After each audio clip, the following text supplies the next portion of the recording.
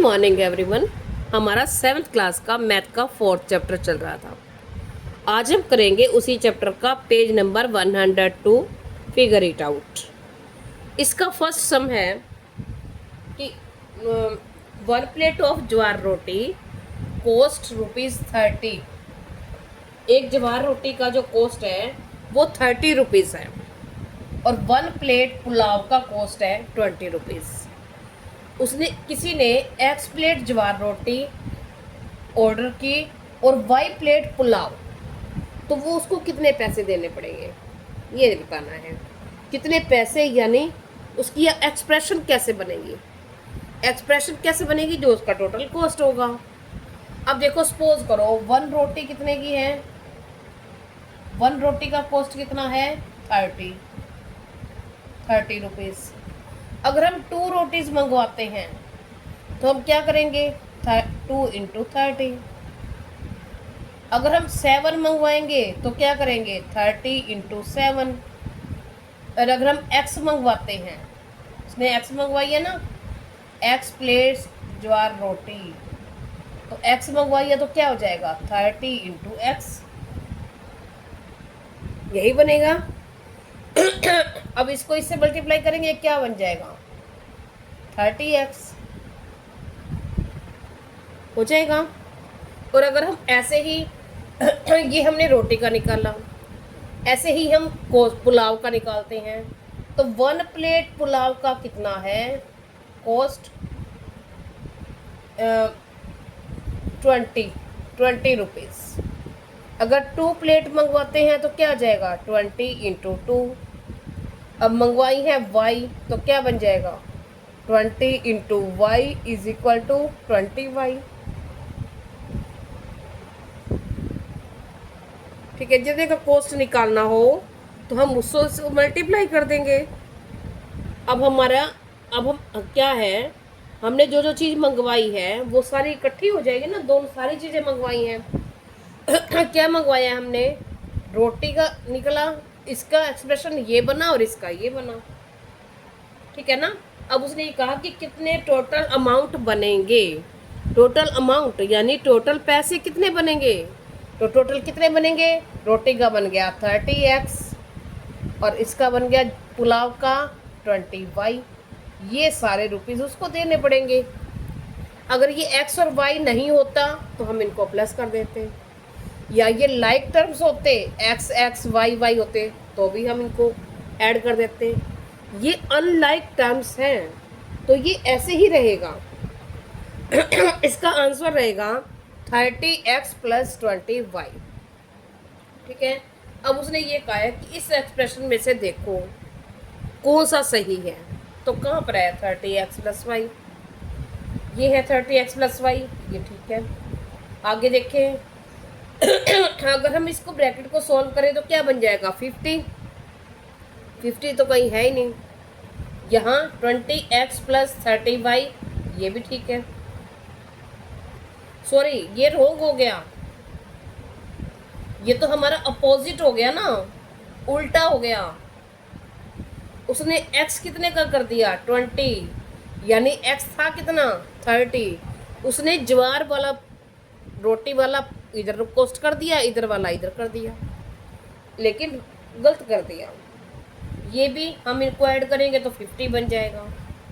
और ये क्या है 30x - 20y, माइनस यानी इसमें से इसके पैसे माइनस करके थोड़ी देंगे हम, इसके भी पैसे देंगे और इसके भी देंगे, दोनों के देंगे तो दोनों को ऐड करेंगे। तो हमारा जो फर्स्ट एक्सप्रेशन है यही ठीक है। आगे देखते हैं। अब देखिए हमारा नेक्स्ट सम है, उसने ये कहा है कि Pushpita sells 2 types of flowers, champak and marigold. अब पुष्पिता 2 तरह के फ्लावर्स बेचती है इंडिपेंडेंस डे पे, चंपक और मैरीगोल्ड के। P customers only bought champak, यानी जैसे हम लिखते हैं ना 5 7 8, उसने यहाँ उसको P रख दिया, कुछ भी हो सकते हैं ये। P customers only bought champak, P customer ने चंपक का फूल खरीदा। Q customers only bought marigold, और Q ने ओनली मैरीगोल्ड खरीदा। और आर कस्टमर्स बॉट बोथ, तो आर कस्टमर्स ने दोनों ले लिए, मैरीगोल्ड भी ले लिया और चंपक भी ले लिया। तो उसने क्या किया कि उसने जितने जितने जो लोग फ्लावर्स खरीद रहे थे उन सबको, इंडिपेंडेंस डे था तो सबको छोटा छोटा फ्लैग दिया फ्री में साथ में। तो उसने ये कहा कि उसने कितने टोटल फ्लैग दिए। अब फ्लैग कितने देगी, जितने कस्टमर्स को वो फ्लावर्स बांटेगी, फ्लावर्स सेल करेगी। ठीक है, अब हम देखते हैं कि टोटल कस्टमर निकालना है हमें। ठीक है ना, उसने बताया, पूछा तो यही है कि टोटल फ्लैग्स कितने दिए उसने, और कितने दिए, जितने कस्टमर थे। तो पहले हम क्या निकालेंगे, टोटल कस्टमर, जितने कस्टमर उतने ही फ्लावर, सबको एक एक दिया था। चाहे उसने एक लिया, चाहे उसने चंपक लिया, मैरीगोल्ड लिया, या दोनों लिए, लेकिन फ्लैग तो उसको एक ही मिला ना। अब हम आगे करके देखते हैं कि इसमें से एक्सप्रेशंस दी हुई हैं कौन सी ठीक है। ठीक है, अब हम देखेंगे इसको करके हमारी एक्सप्रेशन क्या बनेगी। उसने ये कहा है कि पी कस्टमर ओनली बोट, तो चंपक वाले कस्टमर्स हम लिख लेते हैं, कस्टमर्स बोट चंपक। चंपक किसने खरीदा, पी कस्टमर ने, पी रख लेते हैं हम, जैसे 7 होता 5 होता तो हम वही रखते। आगे कस्टमर्स बॉट मैरीगोल्ड। अब मैरीगोल्ड किसने खरीदा, किसने खरीदा, क्यों ने। ठीक है, अब बोथ कस्टमर्स बॉट बोथ, दोनों खरीदे, वो कितने हैं, और बच्चे मिस्टेक क्या करेंगे, यहाँ दोनों खरीदे तो यहाँ 2R कर देंगे, यहाँ मिस्टेक कर देते हैं बच्चे। लेकिन वो कस्टमर एक है, सपोज करो R की वैल्यू 7 हो तो 7 लोगों ने दोनों खरीदे, तो कस्टमर तो 7 ही रहेंगे। जितने कस्टमर थे उसने 7 लोगों ने खरीदा, तो उसने 7 फ्लैग्स दिए।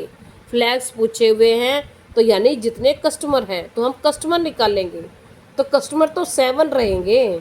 अगर यहाँ R है तो यहाँ R रहेगा, यहाँ 2 से मल्टीप्लाई नहीं होगा। ठीक है ना, तो कस्टमर्स बोट बोथ, दोनों खरीदे R। तो क्या करें फिनिश की, इन सबको उसने फ्लैग दिया, इसको भी दिया, इसको भी दिया, इनको भी दिया। तो क्या कर देंगे, इन सबको ऐड कर देंगे। ऐड कैसे करेंगे, वो हमारी P plus Q plus R यही बनेगा। अब ये तो है ना कि जो ये कस्टमर जिन्होंने 2 खरीदे, तो दोनों फ्लावर्स खरीदे, तो उन्होंने उनको 2-2 दे दिए, एक एक ही तो फ्लैग दिया था ना। तो यानी कस्टमर निकालने थे हमें, जितने कस्टमर उतने फ्लैग, तो हमारे इतने कस्टमर हैं तो हमारे फ्लैग्स भी इतने ही होंगे। अब हम यहाँ से देखते हैं कौन सी एक्सप्रेशन हमारी ठीक है। तो उसने यही कहा है, एक्सप्रेशन पूछी है, तो ये एक्सप्रेशन फर्स्ट वाली हमारी यही मैच कर रही है। सेकंड वाली, इसका मीन्स इससे मल्टीप्लाई करेंगे तो क्या हो जाएगा, 2P 2Q 2R, रॉन्ग हो जाएगा। ये P प्लस Q, ये R प्लस 1 कहाँ से आ गया, रॉन्ग है ये 2Q, मैं यही कह रही थी ना कि ये करेंगे बच्चे P plus Q plus R वालों ने दोनों खरीदे तो 2R कर देंगे, ये भी रॉन्ग है। P plus Q plus R plus 2, ये भी रॉन्ग है। और इसको मल्टीप्लाई करेंगे, इसमें R तो है ही नहीं, सिंपल सी बात है। ठीक है, तो ये भी रॉन्ग है। तो हमारी फर्स्ट वाली एक्सप्रेशंस राइट है। अब यहाँ लिख सकते हो कि first expression P plus Q plus R is correct. ठीक है, या फिर हम ये भी लिख सकते हैं कि she gave total flags is equal to P plus Q plus R। अब देखते हैं नेक्स्ट सम। देखिए नेक्स्ट सम है, उसने ये कहा है कि a snail is trying to climb along the wall of deep well. एक स्नेल जो होता है वो ट्राई कर रहा है एक गहरे कुएं की दीवार के साथ साथ चढ़ने की कोशिश कर रहा है। It climbs u centimetre and slips down d centimetre at night. It happens for 10 days and 10 nights। तो उसने ये कहा है कि एक स्नेल जो है वो कोशिश कर रहा है, वो दिन को तो u सेंटीमीटर चढ़ जाता है और रात को d सेंटीमीटर स्लिप कर जाता है। तो ऐसा 10 दिन और 10 रातों तक चल रहा है। तो वो ये कहता है कि अब ये बताओ कि स्नेल स्टार्टिंग पॉइंट से जो जितनी दूर है, कितनी दूर है, इसकी एक्सप्रेशन बता देंगे। ठीक है, तो देखो, हाँ सपोज करो यहाँ से चला और यहाँ गया, ये है u सेंटीमीटर। तो अब हम देखें कि 10 दिन तक, 10 दिन और 10 रातें था ना, तो वो कितना चढ़ा। हम लिख लेंगे डिस्टेंस, हम 10 दिन की निकाल लेंगे। डिस्टेंस मूव इन 1 day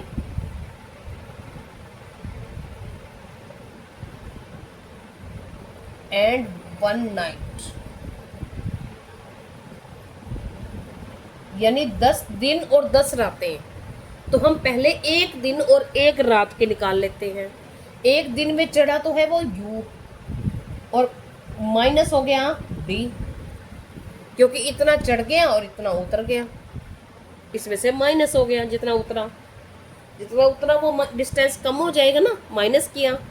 अब आगे distance moved in 10 day and 10 night, तो 10 दिन में तो 10 गुना हो जाएगा। तो 10 से इसको क्या कर देंगे, गुना कर देंगे, मल्टीप्लाई कर देंगे। तो अब क्या हो जाएगा, 10u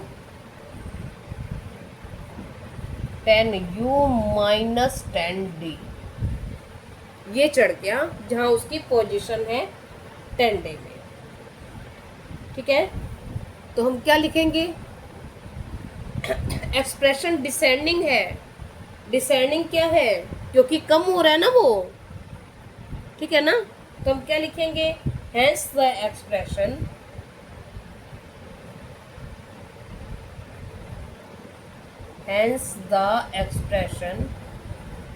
descending how far away means दूर होता है ना, how far away the snail is from starting point, यही पूछा था उसने, is equal to 10u minus 10d। यही आंसर निकला है हमारा, यही निकला है ना। The snail is from starting point. ठीक है, ये हमारा हो गया एक तो फर्स्ट पार्ट इसका सेकंड पार्ट भी है। फर्स्ट पार्ट में उसने पूछा है कि how far expression, how far snail is from starting point, तो स्टार्टिंग पॉइंट से कितना दूर है हमने ये बता दिया। उसने अब पूछा कि इस टाइम पे कहाँ पर है वो, कितनी दूर है।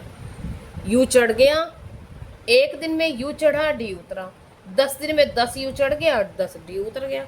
सिंपल सी बात है।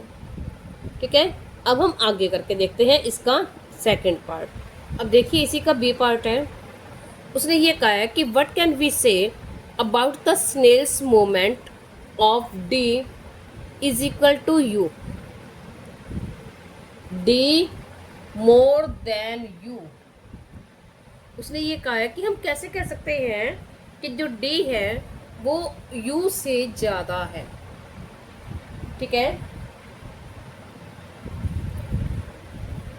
उसने बताया कि जो उतरता है वो ज़्यादा, एक चढ़ेगा तो धीरे धीरे देखो ऐसे ऐसे करके ऐसे करके रैंक के जाएगा वो, और स्लिप होगा तो एकदम से स्लिप हो जाएगा, उसको टाइम थोड़ा ही लगेगा। ठीक है ना, तो वो क्लाइम्स कर रहा है u, स्लिप कर रहा है d। तो उसने कहा है कि वैसे तो उसने ये कह दिया कि d जो है वो u से ज़्यादा है, लेकिन हमें बताना है कि कैसे है। ठीक है ना, यानी वो चढ़ कम रहा है और उतर ज्यादा रहा है, तभी तो डी ज्यादा है। स्लिप हो रहा है D, D more than, D is more than you. ठीक है, तो हम क्या है, अब उतरता ज्यादा है, वो चढ़ता धीरे धीरे। सपोज करो वो बेचारा ऐसे चढ़ता है, सपोज करो ये यहाँ से यहाँ पहुँचना है उसको, वो ऐसे ऐसे ऐसे ऐसे ऐसे ऐसे ऐसे रेंग रेंग रेंग रेंग रेंग रेंग रेंग रेंग के यहाँ तक पहुँचा, और वो एकदम से स्लिप गिर जाता है नीचे, तो गिरने में तो उसको टाइम ही नहीं लग रहा। ठीक है ना, तो जो उतर रहा है वो क्या है, ज़्यादा है। उसने खुद ही कहा है कि डी इज, मतलब मूवमेंट उसकी है, वो है तो ज़्यादा, लेकिन आप बताओ कैसे ज़्यादा है। तो हम क्या कहा उसने कि जब डी है ज़्यादा है, तो उसने क्या, हम क्या कहेंगे आगे, D is more than you, तब वो होगा कहाँ पर, क्या वो चढ़ पाएगा? इस तरह से तो वो कभी नहीं चढ़ पाएगा। अगर जितना चढ़ेगा धीरे धीरे धीरे धीरे एक एक एक एक सेकंड में चढ़ेगा, और 1 मिनट में इतना सारा नीचे गिर जाएगा, तो वो कहाँ होगा, वो वहीं के वहीं रह जाएगा ना जहाँ पे है। ठीक है ना, तो हम लिख देंगे this way D is more than U, this way the snail never climb and not reach, कभी भी पहुंच नहीं पाएगा, एट द पॉइंट, जिस पॉइंट पे उसको पहुंचना है, स्टार्ट मतलब हायर पॉइंट पे, वो कभी भी पहुंच नहीं पाएगा। अब आगे देखते हैं, देखिए नेक्स्ट सम है। नेक्स्ट सम उसने कहा है कि Radha is preparing for a cycle race and practice daily, वो डेली प्रैक्टिस करती है। The first week she cycles 5 kilometre every day, एक दिन उसने पहले दिन 5 किलोमीटर साइकिल चलाई। Every day she increase the daily increases distance cycle by Z kilometre, वो क्या करती है, हर वीक जेड किलोमीटर डेली बढ़ाती है, और 3 वीक के बाद वो कितने किलोमीटर उसने डिस्टेंस कवर कर ली। अब देखिए उसने ये कहा कि पहले हफ्ते फर्स्ट वीक वो साइकिल चलाती है हर रोज 5 किलोमीटर, तो हम देखो 5 किलोमीटर डेली चलाई, तो 7 दिन में 1 वीक में कितनी चला ली, 35 किलोमीटर। ठीक है, अब उसने कहा कि एवरी वीक, एक हफ्ते बाद वो डेली का थोड़ा थोड़ा बढ़ाती है। अब कितना बढ़ाती है, वो हर रोज जेड किलोमीटर बढ़ा देती है। ठीक है, हर रोज जेड बढ़ा देती है। तो हम क्या करें, अब वो पहले हम इसकी हमने ये किया था ना 5 + जेड, यानी एक दिन में करती है वो। मैं आपको यहाँ पूरा करके बताती हूँ एक्सप्लेन में। डेली साइकिल्स 5 किलोमीटर, तो साइकिल्स इन 1 वीक, 1 वीक में कितनी चला ली, पहले वीक 35 किलोमीटर। उसने ये कहा है कि 3 वीक के बाद कितने किलोमीटर उसने साइकिल चला ली, 3 हफ्तों के बाद। तो 3 हफ्तों का हम देखेंगे कितने चलाई है। अब पहले हफ्ते तो उसने सिंपल थी, 5 किलोमीटर रोज चलाती थी, 7 दिन के हो गए 35 किलोमीटर। अब क्या किया उसने, अब ये हम कर लेंगे फर्स्ट वीक, लिख दो यहाँ, फिर हम लिखेंगे सेकेंड वीक। अब सेकेंड वीक में करती क्या है वो, डेली या साइकिल्स इन 1 डे, साइकिल्स इन 1 डे। अब 1 डे में कितने किलोमीटर चलाती है, पहले चलाती थी 5 किलोमीटर, अब 5 + जेड वो डेली उसने प्लस कर दिया, कितना चलती है वो। अब साइकिल्स इन 7 डेज, अब 7 डेज में क्या करेंगे, इसको 7 से मल्टीप्लाई करेंगे, 5 प्लस जेड, तो क्या हो जाएगा 35 प्लस जेड, ये हो जाएगा, है ना। अब हम निकाल लेते हैं थर्ड वीक, 3 हफ्ते की निकालनी है तो थर्ड वीक की निकाल लेंगे। तो हम क्या करेंगे, साइकिल्स इन 1 डे। अब वो क्या करती है, पहले हफ्ते सिर्फ 5 किलोमीटर रोज चलाती है, दूसरे हफ्ते 5 में जेड प्लस कर देती है, और तीसरे हफ्ते इसमें जेड प्लस कर देती है। तो क्या आ जाएगा 5 प्लस जेड, यानी 5 प्लस 2 जेड,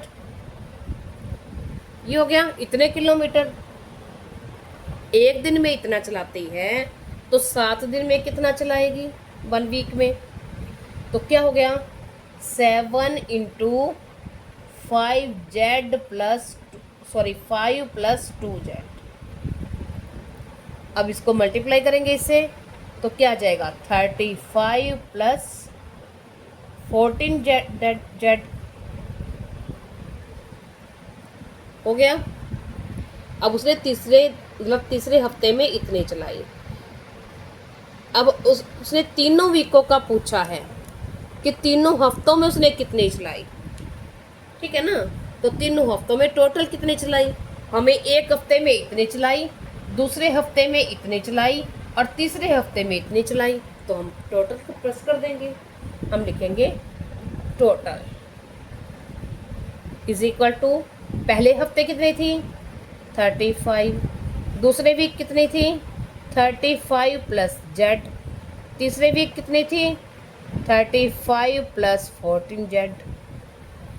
अब जेड और जेड लाइक टर्म्स हैं, क्या कर देंगे, इनको ऐड कर देंगे। तो 35 प्लस 35 प्लस 35 3 टाइम्स हो रहा है, तो देखिए 35 प्लस 35 प्लस 35, तो ये बन जाएगा 105। और जेड को आपस में प्लस कर देंगे, लाइक टर्म है, यहाँ कुछ नहीं है तो क्या होता है 1 और 14 और 1 कितना बन जाएगा 15 जेड किलोमीटर आंसर। यानी तीनों वीक में उसने इतने किलोमीटर साइकिल चलाई, यही उसने पूछा था। Thank you.